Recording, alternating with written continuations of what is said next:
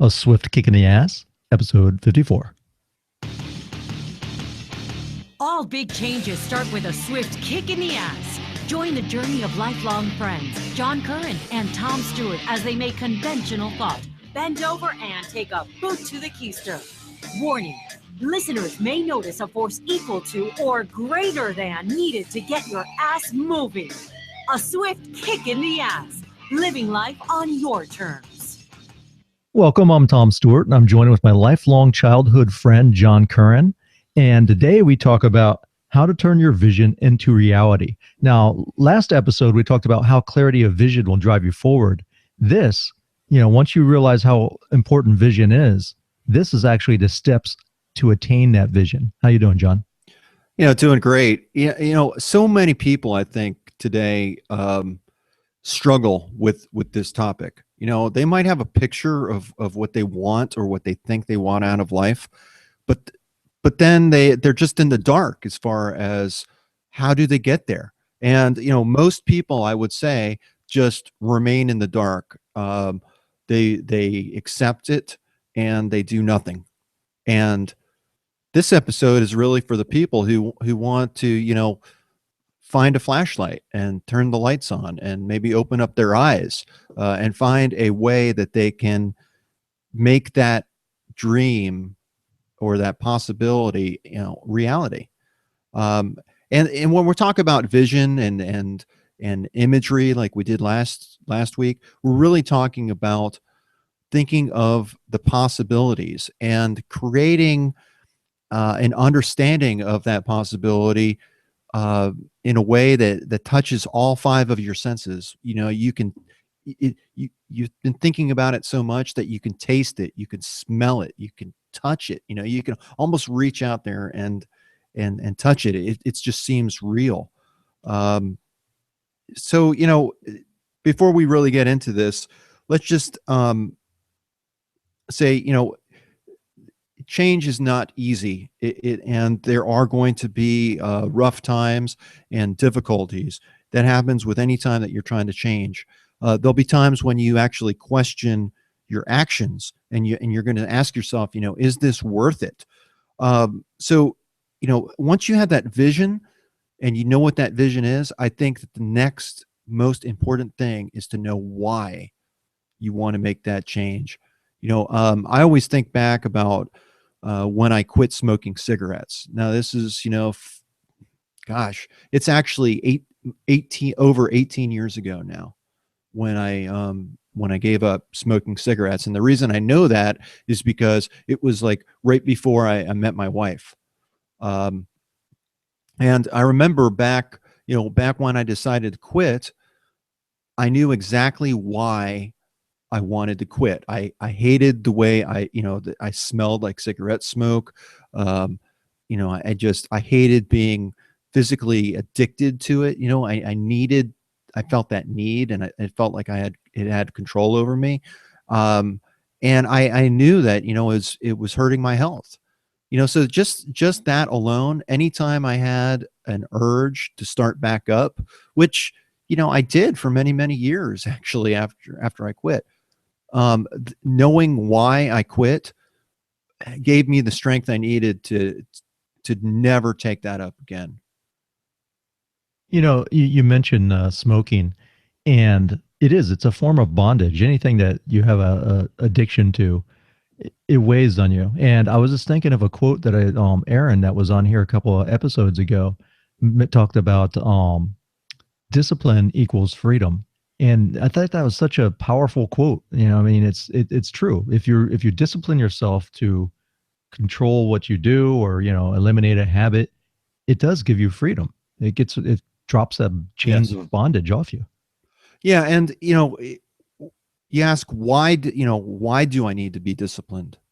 If you know why you need to be disciplined, like I gave with the smoking example, then that gives you the strength to actually be disciplined, because it's like, that I knew that if I would light up one cigarette, even now 18 years later, I might as well just go right back to where I was before, smoking a pack of cigarettes a day. I mean, it just had that it had that hold on me, and I will never ever go back to that. Um, but yeah, I agree, and a lot of people feel like they lack discipline, and um, knowing why will help you. But I think that this episode is also to help you understand that uh, you need to be honest with yourself about the vision that you create and about the possibilities that you're seeking to make real. Being honest with yourself, including all of your senses, and validating those senses and validating your emotions. Asking yourself why you feel a certain way, why you feel this is so important. Um, that's really going to help you through those rough and difficult times, because discipline is not something that everyone, I think, is really born with. It takes time to develop, and it's difficult. And yeah, and it's okay if you don't get it right away. If you fall down, you stand back up. We're big advocates of taking small steps. So if you're trying to make any kind of change, rather than jumping in, and getting disappointed with the first time you fail, just try something small. If you can change something small, then you try something a little bit bigger next time. So don't get discouraged. Keep at it. Yeah, some people get so fearful about change that it paralyzes them, and they just stay in one place. They're afraid to make a mistake, but every time we try and we fail, we learn something. There's benefit from that, and as long as you keep trying and keep trying to move forward towards that goal, you will eventually make it. It might take you a long time, but again, you need to know why, and you need to keep going on. You are going to fail, and that's okay. And you need to accept that will happen, and that as long as you learn from those mistakes, um, then you've reached. You're moving forward. Okay, so what are the steps, John, that you would say to reaching your goal that you visualized last week? Okay. Well, first, I think it all starts with the picture in your mind. Um, we've talked about, involving all the five senses, having a good picture, being as specific as you possibly can with that vision and with that possibility that you're trying to make real. Um, y- you know, Looking at it from a long-term perspective, what do you want to do long term? Um, I think going back to what you said, Tommy, about making mistakes, and that it's okay to make mistakes. It's also okay to change your mind as well. Several years ago, I kept on having this feeling like I needed to go to law school.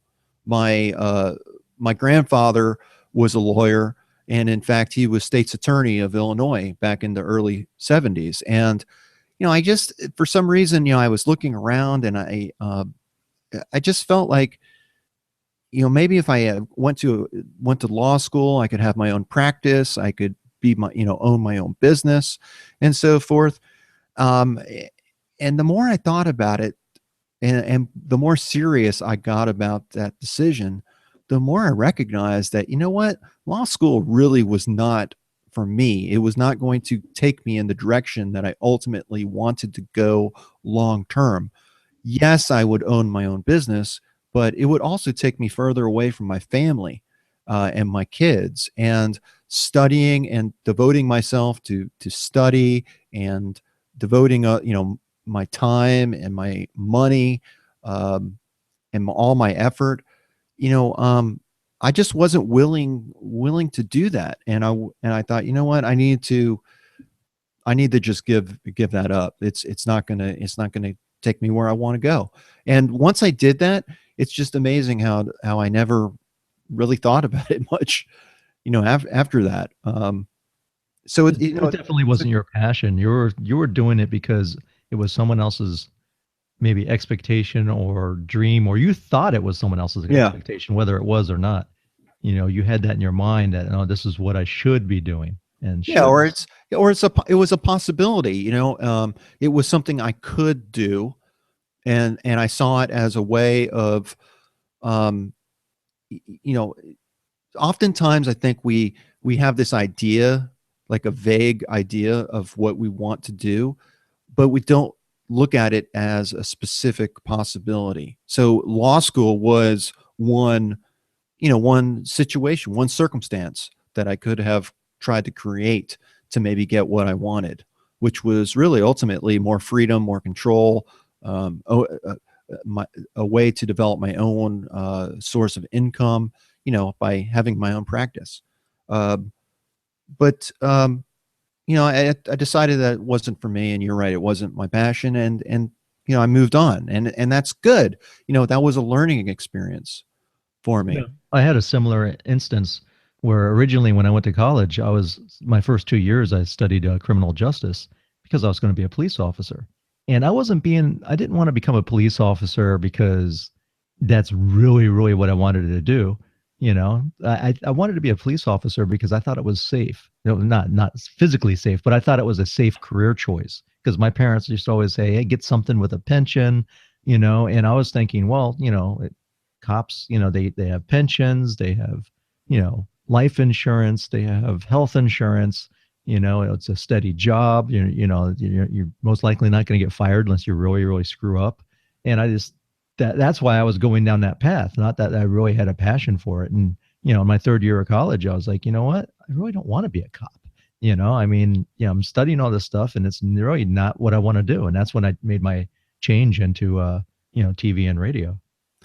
Plus, I think during that time, Tom, you were probably watching that TV show Cops, and you had that theme song playing in your head. Bad boys, what It you was gonna filmed. It do? was filmed down here, but no, it was just something. Yeah, I mean, part of me, I grew up loving comic books, so yeah, I wanted to be a superhero and so forth. And that's, you think cops, they're heroes. I mean, hot cops, firemen, there's people that do those kind of jobs. And I was in the military, which was my, foray into that a similar career vocation at one time, but in the end, it was not where my passion was. So I decided to follow my passion. And that's the same thing. When I went to military, I really, I had a cool job. I worked on an airplane that was, basically a presidential aircraft, but it was not what I wanted to do. And that's why I went back to radio where I had my roots. Yeah. So the next, after you have that picture in your mind and you decide really what you want to do specifically, then we already talked about why you have that picture in your head and so forth. But next is, when do you want it?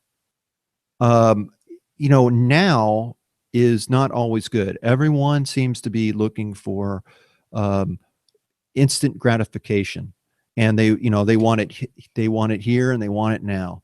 And I don't think that now is always good. Um, I think it's okay to delay gratification for the right reasons. I'll give you an example. Back when I was single, I had this 1978 Corvette, and I loved that car. I had a great time. It was a fantastic car. I mean, it's nothing like the Corvettes today, but I just, in performance and so forth. But I loved the way it looked, and I sold it because I got into a really tight spot financially. Gas was getting to be like 79 cents a gallon. It was getting expensive to operate, and I really couldn't, I really couldn't afford it. So I sold it. I lost the car, and since that time, I've thought about, getting another one. And my wife is all behind it because when she first met me, I had the Corvette. So it's emotional for her. She would love for me to have it. She knows how much I loved it. But as I thought about, as I think about that Corvette, it's a two-seater car and it's a lot of fun. But I have three kids, a wife, a dog. My kids' friends will often come along with us, and it doesn't fit my lifestyle anymore. it would be great to have that car again, but quite honestly, it's going to sit.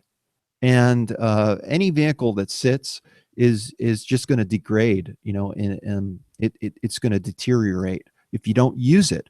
So, again, that was I've been delaying that, and I thought, you know what, there will be a time in my life when I get another Corvette, and I want to get one in the next, when I after I turn 50 and I've reached this financial goal that you've heard I've been working on for 9 years. Right. I'm right towards the end now. Once I reach that, then I've got the green light to, start putting some money aside to make that dream a reality. Uh, it wasn't the time for it before, but now my kids are getting older. And I still need the Suburban with all this, passenger seating, but it'd be nice to have a date night car, and I probably would get more use out of it than before. So, you know, um, I think that we don't need everything right here, right now. Think about when you want to accomplish something, and that also will help you plan to say, okay, you know what, I really want this, but before I let myself and put forth all the effort and the time and the resources to get it, let me maybe think about accomplishing some other goals first, and maybe even rewarding myself with like the Corvette. To me, is like it's a reward for this last 9 years of struggle and trying to pull this off and putting first things first. um I think that's okay. So I have a case study, but I don't want to jump in the middle of your steps. Do you want me to do the case study now, or do you have some more steps you want to talk about? um let me just wrap this up, and I think time can be your friend in some cases, when you're planning, you're trying to plan your future. um you want to live in the present, and of course you want to have a good life now, but thinking of the future is good and important. um there was a study, you mentioned case study. There was a study about asking children whether they would want one cookie now or two cookies tomorrow. And it was Yes. amazing how they deferred that. That's not the case study you're going to bring up, is it? No, no, no, no. Um, but what about, and that's an easy kind of question to ask, to say, almost like, what is it, Wimpy from Popeye? I will gladly give you a hamburger tomorrow for a hamburger today. Yes, yes, that's right. Um, but that's an easy answer. But when you start asking yourself about really long-term goals, like a year from now, or 2 years, or 3 years, or 10 years, that gets more difficult, because you're basically asking, what, are you willing to say that you won't have any cookies for a year, but then after that year, you could have all the cookies that you would ever want for the rest of your life? That's a lot more difficult question to ask yourself. Um, the last part that I had of this is, and the next part of the steps is to break it down into smaller goals and what you want out of life. What the longer it takes you to achieve something, the more difficult it's going to be, because life is going to throw things at you which will throw you off course. Um, and so make sure that you can make small steps in a smaller amount of time. Make sure they're achievable. And with each time you achieve a short term goal, you're actually building upon every goal before then. It's going to give you a lot more confidence in reaching your long term goals if you can break it into smaller chunks. Think about it this way: when people enter college, they follow a certain curriculum. They know they have a structure in place that says, if you take this class, then you take that class, then you take this class and you jump over this hurdle, and then you rub your head two times, and you jump around and rub your belly. They tell you exactly what you need to do, but you know that if you do all that and jump through the hurdles that they set forth, at the end, you're going to have a degree. So, break it down into smaller steps. Know why you're doing it. Have a purpose, and you're going to get there. You're going to make it a reality. Absolutely. So what I wanted to talk about, John, was, this is a case study. This is a personal case study with my wife, Jennifer. Okay. Because I think that it's easy for people to kind of understand when they see someone else going through the motions. And this is not from cradle to the grave. This is her trying to find her journey. And I think that a lot of people that are going to be listening to this podcast are probably in a similar situation. They have an idea maybe to what they want to do, but maybe they don't have it all mapped out yet, and that's where Jennifer, my wife, is in. So she loves jujitsu, right? And so basically what I'm saying is you need to discover what makes you happy. And for Jennifer, it's jujitsu. She loves training jujitsu. She loves being at the gym. She loves talking to the people, and that's her passion. Now she has a professional job as a development director, and obviously she makes a lot more money doing that than she can doing jujitsu. But down the line, she wants to do jujitsu as a possible career choice or living. So there's different avenues and there's different ways you can be a coach. You can have your own school. You could have your own show about jujitsu or whatever it might be. But she doesn't have that final destination mapped out yet. She's trying to figure that out. So in the meantime, she's trying to take steps that will help her achieve what it is that she wants to do. So basically, if you're in the same situation, you can kind of look at what are you good at, right? What is it that people ask you? Hey, you're really good. Like in me, I for myself, and my family is always asking me to do technical stuff because that's what I am. I'm an engineer. But if they have a computer problem, a TV problem, no matter what it is, a phone, ask Tom. And no matter what party I go to, I always get asked. I'm the guy that they ask to fix stuff. It's like, hey, by the way, I got this computer, or I got this problem, or my phone doesn't connect with the Bluetooth, and so you have to discover what it is that people are asking for. And you can even use a SWOT analysis. We've talked about this, and you can download one off swiftkickinass.com. If you trade your email for our membership site, there's one in there. And basically it's identifying your strengths, your weaknesses, and your opportunities, and your threats, right? Is that what it is, John? Yep, that's exactly it. Without going too deep in that, if you can just find out what it is and match up what you're good at doing and what makes you happy, or what people would actually maybe pay you for, that's a good way to start. So Jennifer's always, people are always coming up to her because she also does CrossFit, and, a lot of women her age, because she's 45 years old. So, she does not look 45 years old. And it's because of the training she does. But a lot of women will come up and say, what do you eat? Or you must not like, you don't want any of this chocolate because you don't eat that way. And Jen's like, are you crazy? I love chocolate. And it's more, she has so many people that come up to her and ask her about training. So she's taking that and trying to mold it into something, and another suggestion, which I would say, is get a mentor or a coach. And so Jennifer's decided to take this path with jujitsu, right? So she's talked to our coach and told her, say, look, I really am interested in the field of doing something with Brazilian jiu-jitsu. So, but I've never coached. I'm not confident. What can I do? She has a brown belt. She's almost to a black belt level. And one day she's going to be there without a doubt. But so he's taken her, and every time we have a new white belt come in, he has her work with them. He's out of class out of the country this week, in Puerto Rico. So Jen's going to be covering some of the classes. So it gives her an opportunity with small steps to start feeling comfortable and doing what it is that she loves, and get her feet wet and decides if she really even wants to do that. Right. So if you have a mentor or coach that can kind of guide you along the way, it's a great idea. Another thing that I noticed she's been doing is leveraging connections.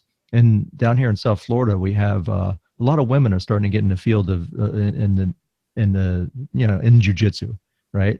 And this hasn't been predominantly it's a male dominated sport. But here in South Florida, a lot more women are starting to join, and they're starting to get levels and, getting higher belt ranks. And so there's more of them at competitions now. So what they do is they hold these things called open mats, where basically it's the girls from every different school all meet up together, because typically a school doesn't have very many females in it. So, like in our school, we have maybe like four, and that's Jen and Logan, and then, a couple other girls. And it just, it's not enough. They need the camaraderie. So she's been going to these open mats and leveraging her connections with other women and, other female black belts that will help her in her journey. So that's the best thing, is leverage connections. Of think about who do you know that could help you along your journey. You Right. know, Tom, I hate, I'm not interrupting. Hopefully No, no. I want to add to what you said. You just talked about leveraging her connections, Hmm. but really she's leveraging, leveraging something means that you're using something to gain a desired effect. So, she's actually leveraging, her love of jujitsu to create something that she really loves to do, and create a lifestyle around that. That in and of itself is leverage. Um, what the one leverage point that most people have is, and they don't really fully take advantage of the leverage, is their job. Most people need to work for a living. They have a steady income coming in. That is leverage. You can use that to your advantage to gain financial leverage if you choose to create a plan of attack and how you're using that paycheck, and you can use that to create a life that you want. But yes, uh, tangible and intangible leverage, your knowledge, your experience. A lot of you might be asking, what you're good, asking yourself what you're good at. And maybe some of you are even thinking, I'm not good at anything. And I have to give you a swift kick in the ass about that, because everyone is good at something.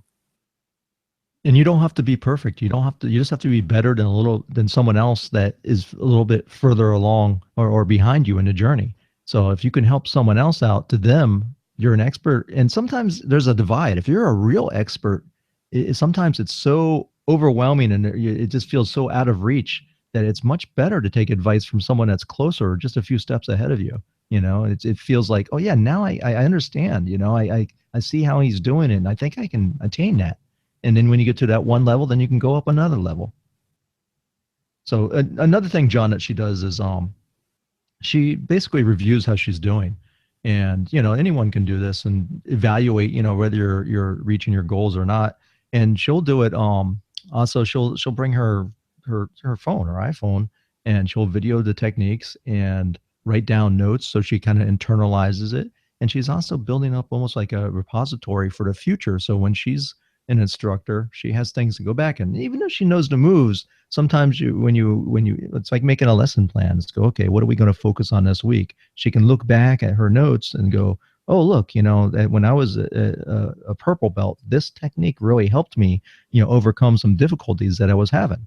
So I think that's a really good thing, is just to review how you're doing, and, also get feedback, have someone that holds you accountable, and, to make sure that you're kind of staying along your track. Like I have John's always busting my ass about, different things, or do I have certain things up on the web, or, do we have a product together, or whatever it might be for our specific goals. John's there for me. Yeah, Um, and you're there for me as well. We talk a lot about goals on this show, and a lot of time we say how important it is to be measurable. And if mhm. you think about it, what you just said with Jen, videotaping her moves, that is actually something that is measurable. And what I mean by and why I say that is because she can compare. When she looks, she's creating a baseline. She's creating something she can compare to. And that's really what we mean by measurement. It's not only how far you've come, but also to understand where you are. And by videotaping yourself, you're creating a a video record of where you are. And you could, like you said, Tom, she can assess her movements. She could tell what she's doing right and what she's doing wrong. Exactly. So that, that's really good. I think a lot of us get scared by measurement when we hear measurement, and it makes us think of math, and a lot of people's eyes just kind of glaze over. But Well, well, it's when you it's think more about than that. it, any great sports team, like football, for example, I mean, they're always reviewing film and footage of what their plays, and they're describing what they did good and what they did wrong and how they can improve it. They're looking at their opponents to see what the weaknesses are. So Yeah. yeah, it's self-evaluation is huge, man. You have to do it. This is something I had written down, but I think it ties really nicely to what you're saying. And that's, you can make a game out of just about anything. And, what is a game? It's, a lot of people think of games are just a waste of time. They're to amuse you or to maybe help pass the time. It doesn't, it's a diversion. It doesn't give anything back to you. But there's been plenty of studies now that even say that video games can help you learn life skills, because the skills that you're using in the game can be applied in real life situations. So, competitive activity that involves some type of skill, chance, or endurance is considered to be a game. And, that includes contests, competition, any type of challenge that involves rules, and results are determined by skill, strength, or chance. That is a game. When I was trying to get out of this financial hole, I made a game out of getting the things that I felt like I needed. Like I needed a new mattress, or I needed these material things, not so much to make me happy, but just to make life a little bit more bearable. I mean, when you sleep on, anyone that sleeps on a lumpy mattress will know and say, yes, yeah, that's something you need. But I didn't have any money. So I made it a game. I wrote down what I thought I needed, like a mattress, and I attached a price to it. And then I tried to figure out, through doing research and looking at sales and doing all this, trying to find out how I could beat that price, how I could meet my needs with the money that I had available. And just about every time I beat my own price by about half. It never costed me exactly what I thought it was going to cost me. It was always much, much less. So I was kind of psyching myself out before, because I had this dollar amount in my head, and the reality was not, it didn't equal. So Well, it's funny that you talk about games and challenging yourself, because that's exactly where I was heading with Jennifer's next step, which was challenging yourself to do something that excites you or scares you. And that's what she's doing. She's going out to the worlds this summer. She's going to go compete in, one of the largest jujitsu tournaments around. And it's given her an opportunity to be able to compete against women that are her age and her rank, and give her, because right now a lot of times she fights younger women because there's not a lot of women competing, so they can't divide up their classes. So say if I compete, when I go to compete, they say, okay, you're purple belt, you're a man, that's over 45, so you fall into senior level 3. So I'm going to be fighting, and I'm a lightweight. So I fight at guys that go from 155 to 165, right? So it's an even match. In Jen's case, they don't always have an even match. So she might have to fight, oftentimes she's fighting girls that are in their 20s. So that right there is an advantage for the other girl, because she's got youth on her side. And it's and damn sometimes you got no one in your weight category, so you have to fight up a weight category. So you're fighting someone that's bigger and stronger than you. So it's a great opportunity for her, and also to test herself, against people from all over the world. As international competition. The other thing is, it's narrowing your focus, and trying to specialize maybe in a certain area or niche, or whatever it is that you're doing, find out what you're really good at, or maybe you can have a an edge in. And one of the things I've recommended to Jen, and she's doing it, she's going to see JB Glossinger at the Awaken Your Life Summit, which we went to the life design summit a couple of months ago, me and John, and I thought it was great. And I just think for in her place where she's knows what she kind of wants to do, but is not 100% doesn't have a clear vision. I think having someone guide you like JB and having all those other people in the conference that you can feedback, you can learn what they're doing. I think that will really help her. So seek advice, go to, you know, different events in whatever field it is that you do. Get out there and find out what other people are doing and study them. Study and see, you know, if you find someone that's doing what you want to do and learn how they did it and talk to them. Try to, you know, most people are approachable even by email. I mean, God, podcasters have people guest on all the time and they don't know them. They just reach out and say, hey, would you like to be on my show? Well, the same thing. I mean, you could just, it's flatter. You get flattered almost. You get an email from someone, say, hey, could I have a couple moments of your time? I'm really interested in what you do. And, I would like to do that. Could you give me some tips? Yeah. Thinking, I think that's a great suggestion.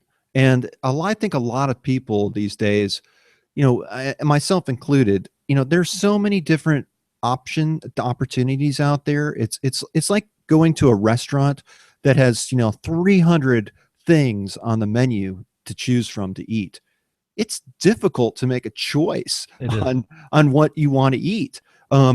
People have a much easier time with a smaller menu selection. So, apply that to your own life and just recognize that, it's okay to study the menu to narrow down your options, and recognize that, the vision that you have in your head, that's just one possibility. There are countless possibilities that you have, and you can narrow that focus down, like Tom said. You can get very specific. So if you have a general idea, you can get more specific and narrow that down over time. And eventually, like Tom said, there's many ways you can do that. You can reach out to people. I have written down that you can delegate things. Like, say if you're trying to accomplish something and you just don't have the time. I'm probably very guilty that I always try to do everything myself. But I've learned throughout the years that my time is worth money, because if I spend my time doing something that I don't do very well, it's going to take me longer. The results aren't going to be as good. And I may or may not save money. It might actually cost me more money if I try to do something that I don't know how to do.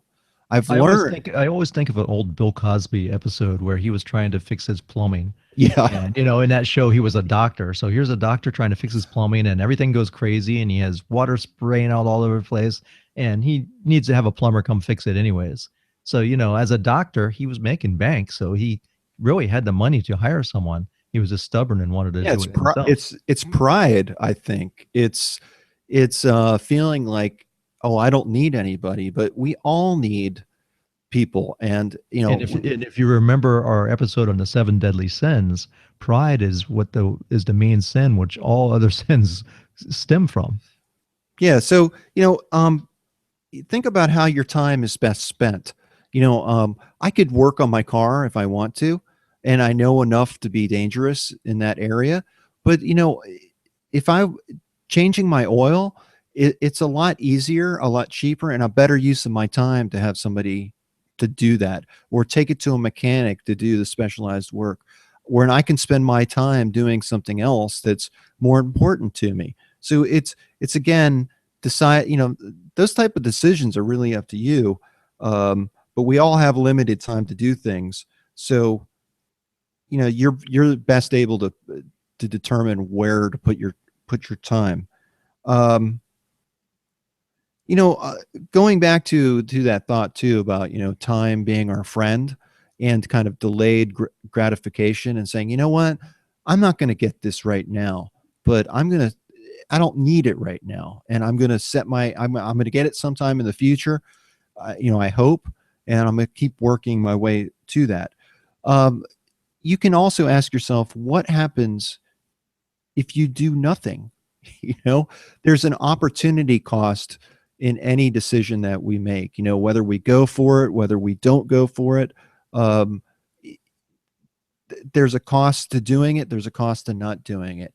So think about that in your decisions, because a lot of the times we want to jump on something and we feel like that opportunity is going to be lost if we don't do it. Like do it. Like if you walk onto a, a car lot, you know, a place where they sell cars, that salesman is going to want to sell you a car. And they're not going to be happy unless you drive out of there in something new. Uh, but the people who really get the good deals are the ones who say, you know what, I don't, I'd like to have a car right now, but I don't need it. And I'm going to walk away because you're not giving me a good deal. You know, they've made a choice, and they recognize that there's no, you know, that opportunity is going to come up again. And if they can get a better deal, then they get a better deal, and they're going to be much happier in the long run. So, do you think that about wraps it up, John? You have any Um, last words? Yeah, of course I have last words. That's I Final always have thoughts, uh, closing. I You always always have have that. something to say, it seems like. Um, you know, Tom already discussed about accountability, and accountability is the best way to understand that is, who can you not afford to tell them that you failed? You know, who can you not afford to let down? Those are the people that are going to hold you accountable in the most, you know, effective way. You know, Tom and I keep ourselves accountable because when we set our minds to something like a certain goal, we hold other to hold each other to that. We you know, we keep our word to each other. We call each And other slacker and loser, and oh just yeah, much worse things. Um, but you know, Tom's a great accountability partner for me because I don't want to let him down, and he doesn't want to let me down either. So that keeps us moving forward. Um, Another aspect of this in creating a plan is the use of creativity. And when you're trying to create change in your life, you need to think critically about what you're trying to accomplish, and you need to get use your imagination in a lot of ways. You know, we talk about vision being one possibility. It's not reality, it's your imagination. But imagination without action is not creativity. Creativity requires you to take action, and to be a creative problem solver means that you're reacting to a problem. You have a problem, you've identified it, and you need to take some type of action to solve that problem. Um, you know, also, when you talk about creativity, what comes to mind too is intention. Sometimes, you know, not everything has to be a specific goal. I mean, that does move you forward, but sometimes you can have intention basically means what you're feeling in the present moment. So Jen knows that she wants to do something in jujitsu. She's always thinking about it. It's always on her mind. And even sometimes if you don't have a specific thing, you can open your mind so you can get ideas and receive thoughts and inspiration. So it's a constant process. You might not yeah, always know the destination, but it's that journey. It's like Bruce Lee when he used to and Enter the Dragon. He's a Buddhist monk or Shaolin monk, and he's teaching his student, and he has his finger and he's like pointing at the moon, and the kid's like, he's talking about don't look at the finger, look at the moon, and because the kid is sitting there thinking that the finger is the way, but it's not. The moon is the way, and it's the journey there that is so important. yeah. You know, I would say, Tom, that intention is another way of thinking about goals. I mean, I think intention can be a goal. Um, you know, that's again what you intend to do. Uh, I think that could be just as powerful. I mean, I think in some ways those could be goals. Yeah, it's also it's like your inner relationships with yourself and others. So when you have an intention, it's it's kind of like your purpose, but it's doesn't have to Yeah. be in the future. It's now. It's present. Yeah, problem solving, if you're trying to solve a problem, you're actually reacting to something that has happened. So that's actually a problem is in the past. Um, so what we're trying to do here is really work together with, things from the past, the present, and the future, and trying to tie them all together and use them as leverage to our advantage to create something that we don't currently have right now. Right. And I think the best way for me to describe intention is, say you, John, you do set a goal and you fall short of that goal or you don't reach it. You still have the intention to get to that desired result, so you might have to cut back on that goal or make it more specific and attainable in order to reach it. So intention doesn't matter if you win or lose, is the intention, the belief in yourself of what you want to do. Yep, that's true. So, as we said, for wrapping up, think about if you're trying to create, take your vision and create reality from the vision. Look at what actions are needed to get you there. Be very specific. Think about why those actions are needed, and if do they bring you closer to your goal or perhaps farther away. Only you can answer these questions. When do you need to take the actions? Um, you know, and what is there? If you have multiple actions, what's the sequence of those actions? Which one comes first, which comes second, and so on. And last of all, think about who can help you along that journey. Like Tom mentioned about having a mentor, or reading. I mean, you can read about someone's life. And that could act as a mentor relationship by learning about what that person did. Hey, YouTube. Now everyone always looks up everything on YouTube, right? You can learn anything on YouTube, whether it's right or wrong. You have to have a filter to judge whether it's good or bad and do some research. Right. But yeah, we have so much knowledge at our fingertips now. It's amazing. You can learn anything. I remember running around to libraries trying to learn about stuff, and even martial arts when I would check out these books and they're like from the 50s, and I'd be like, oh yeah, this is great, but there was no current information. Now you got everything. You can learn from the masters directly, and that's great no matter what it is, guitar playing or fixing your car or, being like Bill Cosby and trying to fix your plumbing. Well, on that note, we recognize if we're trying to fix something, we might be springing a leak, just like Bill Cosby and his plumbing comedy. Right. Till the next time. I'm Tom Peace. Stewart, and I thank you for listening. Please check out swiftkickinass.com. Sign up for access to our membership site, and you'll get a lot of cool tools in there, like John's simple spinning tool, a SWOT analysis. Plus, we got courses and videos and all kinds of cool things that are constantly be dumped in there that will help you reach your goals. Yep. Thank you Thanks for listening. Peace.